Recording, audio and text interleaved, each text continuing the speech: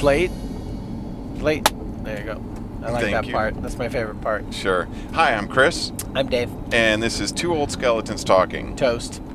And we're coming to you from, I don't know where we are. Well, Seattle, Washington. We're coming in. Right. And right now we're kind of passing by Burien, really, on 99, and then we will be on 599. We're heading south, and then I'm going to get on 405 heading up towards Bellevue.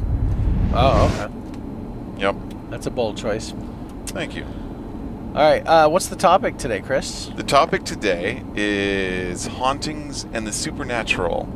Oh, so now that's interesting because it was almost going to be my topic too. Oh. But that's supernatural. There you go. All right, pull it out. What do you got?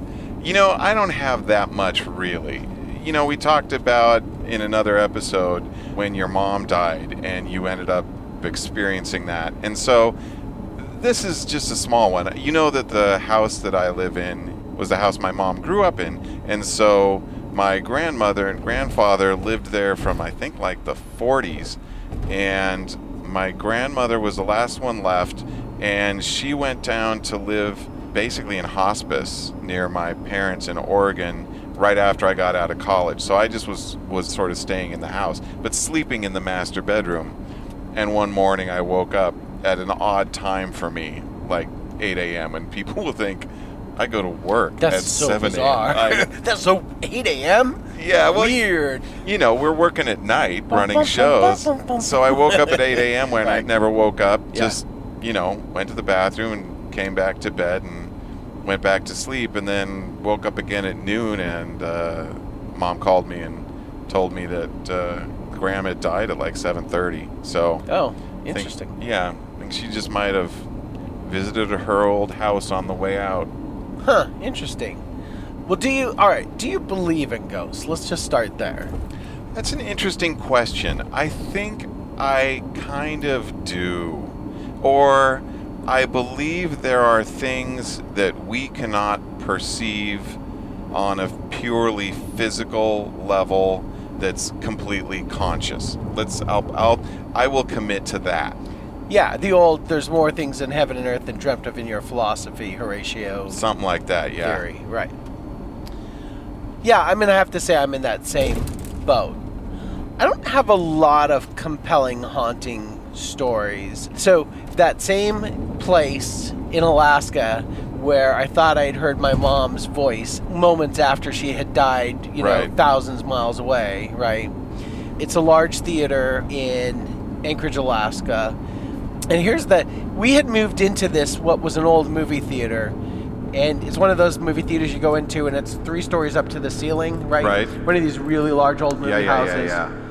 And for whatever reason that I can't remember, all of the electrical cables were up on the 3rd floor in what would normally be considered an attic. Okay. And ran through this attic space that then dropped down into the grid, right? So by the time I was working there was a sound guy there named Leon, and Leon and I had planned to stay late to pull some new we didn't have enough electrical power down in what we were using for a booth was in the back of the balcony back there. Okay. And we were below the old projectionist booth, right?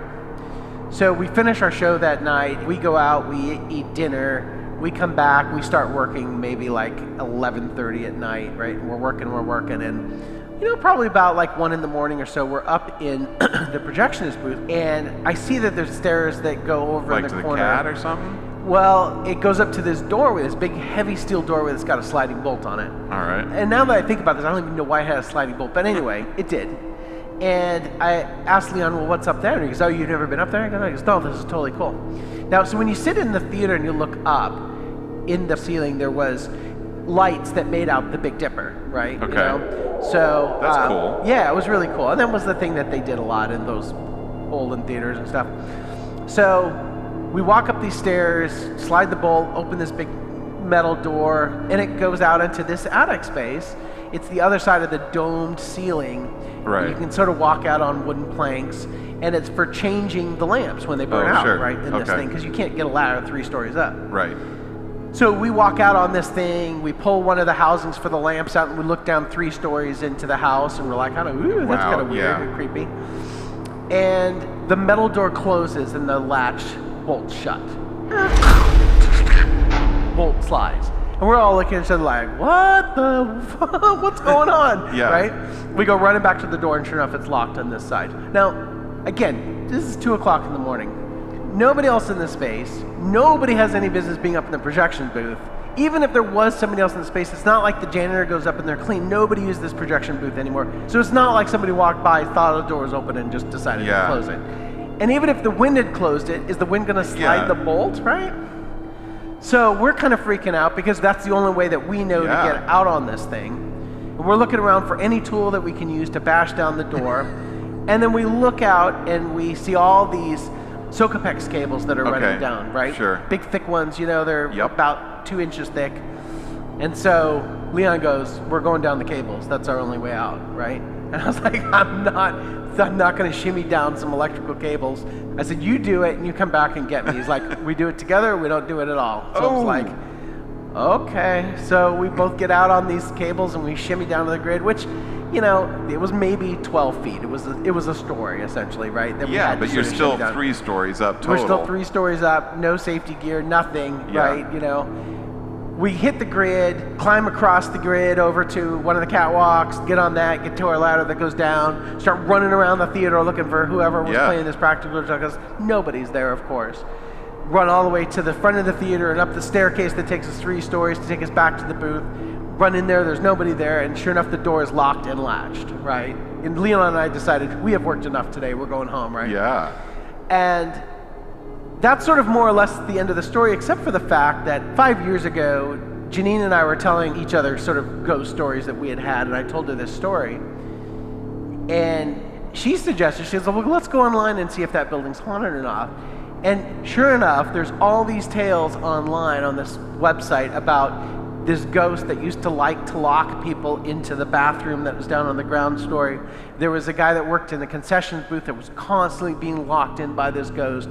So whatever it was, multiple people had this story of this one particular ghost that just got off on locking people in places, right? Wow. So that's probably right there my most compelling of ghost stories. That sounds kind of like a break down the wall and look for the bones of the unhappy soul. Yeah. And I don't know what else is going on. It was called the 4th Avenue Theater, but the building also was called something like the Lantham Building or something. And it was named after this dude, Cal Lantham or whatever, I don't remember. And this was his building. He was really protective of this building. And people suggest that it was probably, in this website, suggested it was sort of him. Maybe him. So anyway, that's what I got. That's weird. Well, I have a story that's not a ghost story per se. It's a little bit more along the lines of more things than you've dreamt of. So when I was a lot younger, I was way into the whole e.s.p thing. It's the 70s, right? Yeah. Everybody was kind of waking up to extrasensory perception and all that. Yeah. So for one of my birthdays, my parents actually got me an e.s.p kit. Okay. And the thing that I remember most about it was that there was an actual deck of e.s.p cards, which is a very specific deck of cards. It's the star, the square. Exactly. It's 25 cards. 5 of them are a star, 5 of them are wavy lines, 5 of them are square, 5 of them are a circle, and a triangle. And the last one's a triangle. Okay, now I have to back out from this for a second. My uncle on my mom's side remarried when we all lived in LA, and he married a woman who already had 2 daughters, one of whom was almost my exact age, Doreen. So a little while after I had this birthday, they were all up visiting, and I said, dude, you want to try the e.s.p cards out? Wait, Dory's a dude? No. Okay. But you know me. Okay, I use dude asexually. Sorry to interrupt. Okay. No, that's okay. You were right to do so, because other people might go, wait. So anyway, one way that you can test with e.s.p cards is one person picks up a card and looks at it and concentrates on it. So they're sending.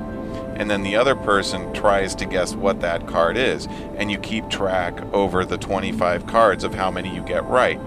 And so Doreen and I did this. And I actually don't remember who was sending and who was receiving. And it's not like we were marking this down. There was no way for the person who was guessing to know if they'd gotten it right or not. Okay.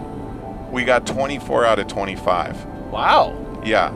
So 5 out of 25 is straight chance. 24 out of 25 is something freaky's going on. And as I've sort of explained, there's no blood relation between us. We just got it right. I don't necessarily believe that if e.s.p. is a real thing, that it's blood related. I mean, that doesn't make any more sense than just one person or the other being much more in tune, right? Right. You know? But in theory, you could sort of pair that person with anybody then and have it be a successful practice, you know what I mean? I mean, it would involve sort of somebody being kind of more receptive and somebody being more, better at sending, I guess. I don't know. Transmitting, whatever. Yeah. So I think we did it one more time after that and just had high teens or something like that. Yeah. It wasn't that good again, but still it was impressive once. Okay. Interesting. Yeah. I think that's all I really got on that. Okay. Should we put this to bed? I think so. All right. All right, later.